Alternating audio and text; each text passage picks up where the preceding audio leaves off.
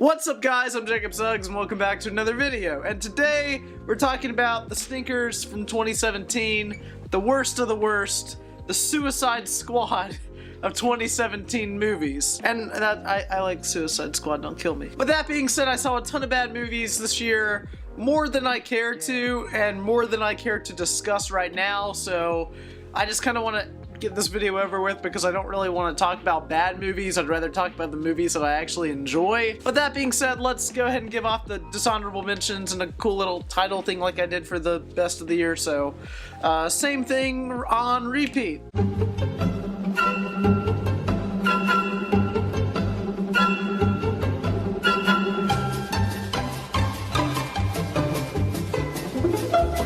Okay, yeah, there were only a couple this time, but that's because this year has been the worst in the epidemic that is just passable okay movies. I saw so many movies this year that I thought were just alright, okay. The one that comes to mind right now is Kingsman: The Golden Circle. I saw so many Kingsmans this year that it's just kind of insane.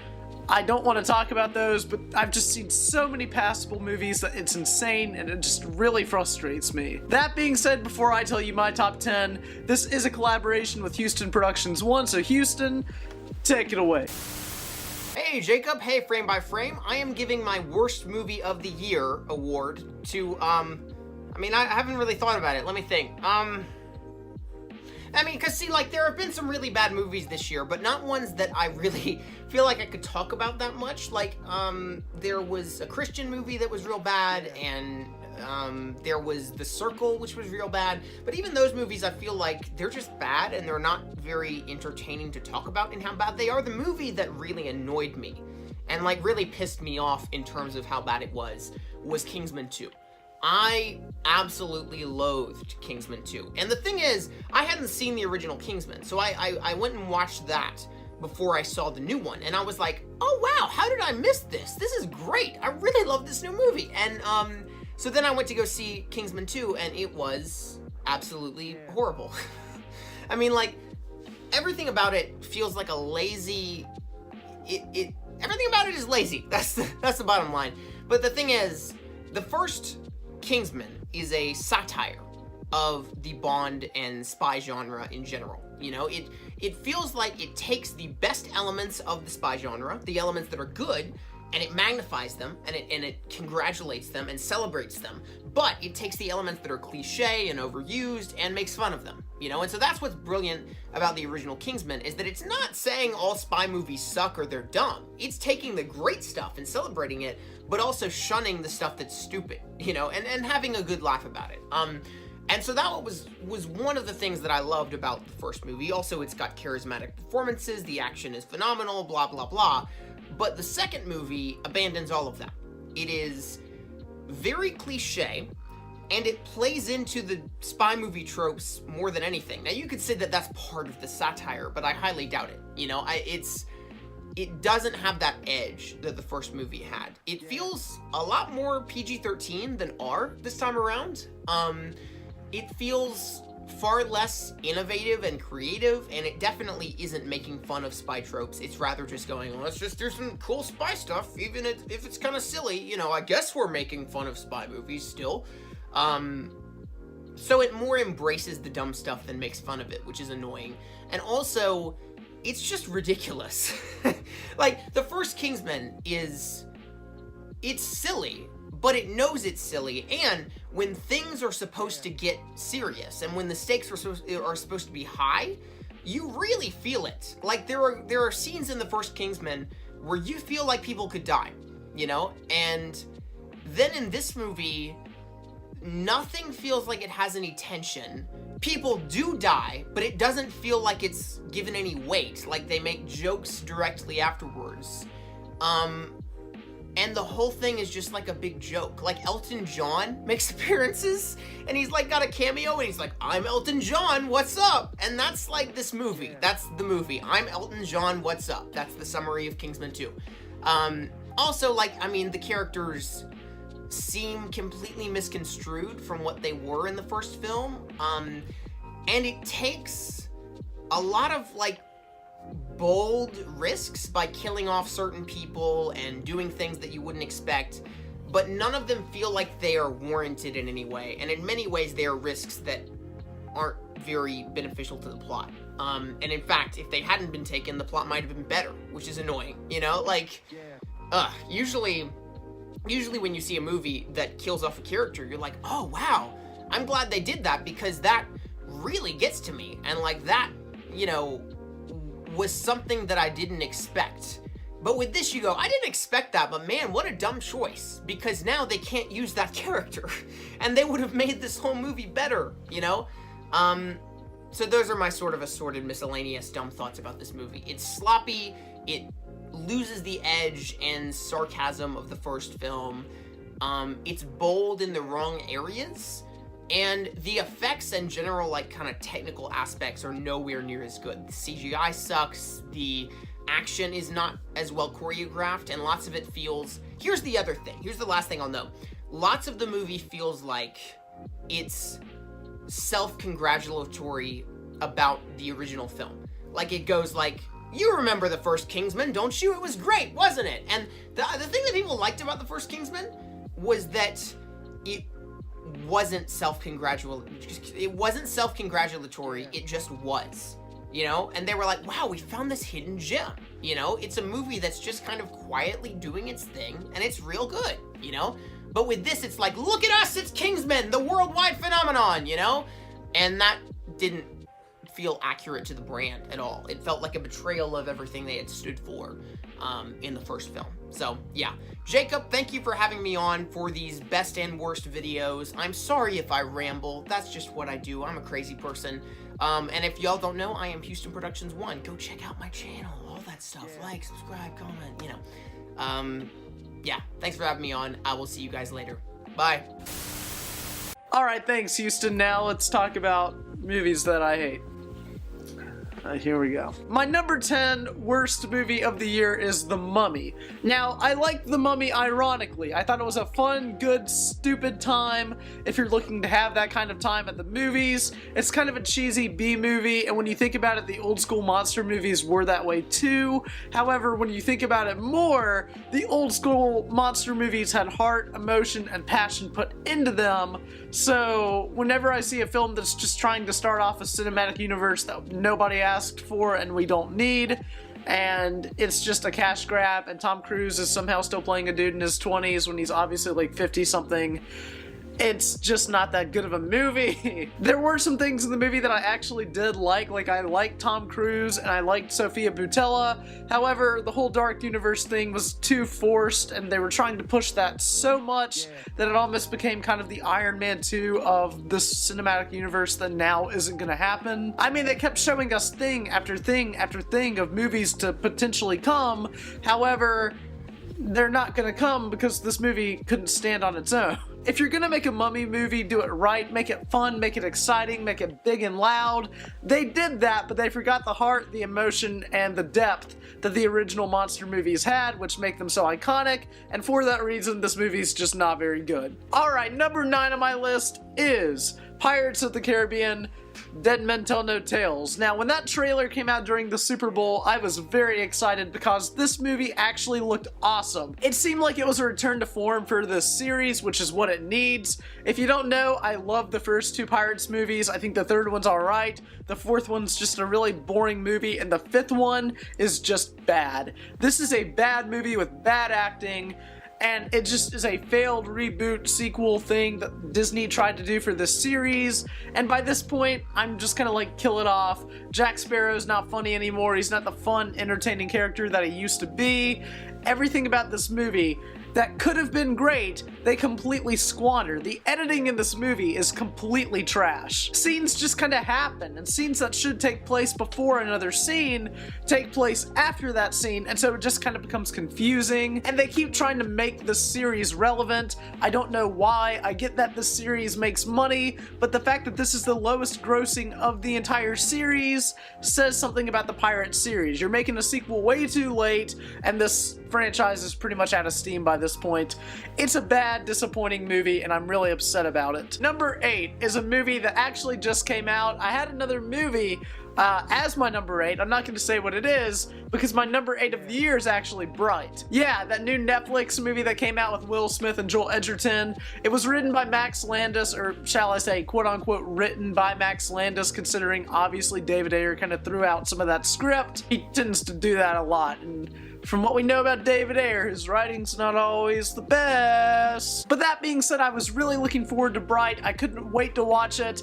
And what I got was a really dumb, stupid, cheesy movie that takes itself way too seriously when it absolutely shouldn't. And this movie just has messages that beat you over the head. Like, we get it, racism's bad. Wow, I don't think anybody's disagreeing with that. Actually, well, some people might disagree with that, but I mean, I don't.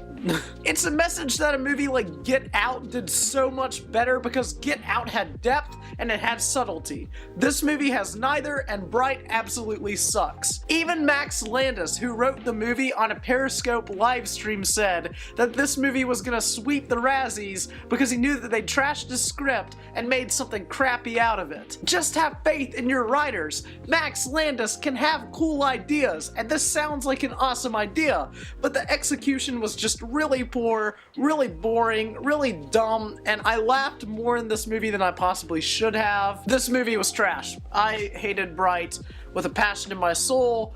I didn't intend for it to make this list, but I just really didn't like it. And the final shot of this movie is just why? Alright, number 7. Number 7 is Life. You forgot this movie came out. I forgot this movie came out until I was reviewing the movies that I watched this year. Once again, this is a movie that I was excited for. I couldn't wait to see. It looked intriguing. I love vague, mysterious trailers. And what I got was the most kind of bland, boring, stupid movie ever. We've seen this premise done before. Like, we've seen Alien breaks loose on a ship.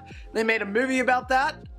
It's called Alien. But that being said, this movie is just boring. It's got dumb characters. They managed to make Jake Gyllenhaal and Ryan Reynolds unlikable, which, how do you do that? However, that being said, this movie is just a bland, boring mess, and it's very forgettable. And when J.J. Abrams and company release Cloverfield 3, aka God Particle, sometime this year, I feel like people are going to remember that as the good version and Life as the bad version. And just like real life, it's just kind of meh. My number 6 of the year is Valerian and the City of a Thousand Planets. This movie is ambitious and original. It's also really bad. I can't tell you what happens in this movie because the plot is just a jumbled mess of mishmash stuff that happens and characters going in and out of stuff that they would do as a character. I thought this movie just wasn't executed well at all. It is clear to me that Luc Besson, the director, had a passion for bringing this to the big screen. However, his script might have needed to be looked over quite a few more times before they actually shot the movie. The issue here is that Dane DeHaan and Cara Delevingne are not leading people. One, you're not going to be able to market a film with them in it, which this film didn't make much money anyway, so I mean, point proven. I wouldn't normally say this, but the sexualization in this movie is actually really bad too. I thought it was just a really messy, dumb, stupid movie that we've seen original films kind of in the genre, you know, transcend the genre before, like with Star Wars and Star Trek. So Valerian just kind of feels like that cousin at the dinner party that you see. You wave to him, but you really don't want to talk to him. If you like this movie, that's cool. I know that there are some people out there that absolutely love this movie. I didn't, but I can respect the fact that you did if you can respect the fact that I didn't, so let's just move on. Alright, number 5 is a movie that I cannot believe actually got made, and that's Geostorm. I thought that the whole disaster movie kind of craze died in like the 1990s, but I guess they tried to bring it back with Geostorm and they failed horribly. This movie I kind of got dragged into seeing. I didn't want to see Geostorm. The poster is the biggest Inception ripoff I've ever seen in my entire life, and the movie is also something that I've seen 100 times before, done in both better and worse ways, but Geostorm is still a really bad movie that I did not enjoy. My phone even just fell on the floor because it wants to die after talking about Geostorm. But this movie is just the most generic movie I've seen all year. I don't know how it got made. It just kind of happened. I saw it, and I'm gonna forget about it probably in the next couple months. Alright, moving on to number 4. I was actually really excited to see Suburbicon. It looked like a really cool movie, and with the Coen brothers kind of involved with it, it just kind of increased my hype even more. Once again, it tries to make a political statement and fails terribly at it. This movie is so convoluted and messy that it's just like, it doesn't even know what it wants to be about. The trailer for this movie is the most misleading thing I've ever seen. The movie markets itself as this big, fun, exciting movie about Matt Damon killing people in the suburbs, but it's actually a really boring movie about insurance fraud. This movie is so boring, it's so stupid, it's so pointless. They try to shove so many messages in your face. However, not all of them actually work and have a place in the script. I mean, we get it. It's the 1950s, 60s. You want to have fun with that era. That's awesome. Make a period piece. Make it a really fun action movie period piece. That's something that we don't see a lot of. But no, just make a boring movie about insurance fraud because everybody wants to see that. I don't even want to talk about Suburbicon anymore. It's probably the most frustrating film I've seen all year, but there are worse films, which baffles me, so let's just move on. Alright, number 3. Oh gosh, number 3. I'm already gonna get so many memes in the comments about this. My number 3 of the year is The Boss Baby. I look like the dad from The Boss Baby. Ha ha ha ha ha. I've heard it like 40 bajillion times. That being said, I thought The Boss Baby, 1, is just a stupid movie that I don't know how it got made. It's just kind of weird. It's bizarre. It's different, but not in a good way. It's a movie that just kind of happened. Not many people saw it, and I'm kind of embarrassed to admit that I saw it. All jokes aside, this is the most bizarre movie I've seen in a while. It's weird, it switches up animation styles, and it tries to do different things and pay homage to different things that kids wouldn't get. And for adults, it's like, why are you paying homage to that? It has nothing to do with this movie. I don't know, this movie just, it's weird. It's a weird movie. Number 2 of the year is Transformers: The Last Knight. I rarely leave a movie theater angry, but after my friend Carson and I saw this movie, I was furious. This movie switches aspect ratios so much to where it's almost unwatchable to me. I don't know how they thought this was a good decision. This series ran out of steam a while ago. I'm only looking forward to the Bumblebee movie because it's from the director of Kubo and the Two Strings, which is an incredible movie. However, the script is being written by somebody that doesn't typically do good scripts, so maybe we're gonna get a well-directed film that's just crap. But sticking in the now, Transformers: The Last Knight is a bad movie. It's not good. Everything about it just sucked. Even the effects, which people like really talk about these Transformers movies, not here. They were really bad. Also, not to mention that Anthony Hopkins in this movie is the absolute worst. He's obviously just getting a paycheck, and that's about it. This series has lost me though. I hate Michael Bay as a director. I think that he does some unique things, but for everything that he does unique, he does like 100 things wrong as a filmmaker. When he's good, he can be good, but he hasn't been good in a long time. So, I mean, I'm just losing faith in Michael Bay, and I'm losing faith in this series. I actually own the first and third Transformers movie because they're kind of dumb movies that know what they are, but this one, the second one, and the fourth one have just been awful movies, and you got 2 alright kind of dumb movies and 3 really bad movies, so I don't know. I just thought that this movie was bad on almost every level. It does every fundamental property and lesson of filmmaking wrong. I can't believe I'm saying that. And yeah, this movie was just, it was really bad. And my number 1 of the year, wow, you couldn't guess this one. It was that. It was exactly that. I'm not saying that for a meme. I'm saying that because it's true. I know a lot of other people have said it. I don't want to say the title of this movie. I'm just going to show you the poster for this movie. A couple of clips, perhaps. I've never wanted to destroy my phone after a movie. And I've never contemplated a lot of things until after I saw this movie. It's one big cash grab. It's trash. and it's kind of making me depressed. I don't know how Sony thought it was a good idea to make this movie. It's sad. That being said, those are my top 10 worst movies of 2017. Hopefully 2018 won't be that bad for movies, so yeah, I'm hoping that we're seeing some good movies this year. There's a lot of films that I'm really looking forward to, a lot of films that I'm kind of cautiously optimistic about. But that being said, I am looking forward to 2018 in movies, and hopefully we won't get as many bad ones as we did this year. That being said, what are your worst movies of 2017? Let me know down in the comments below. And as always, I'm Frame by Frame. Remember the name, please like, comment, and subscribe, and I'll see you guys in the next video. Bye, guys.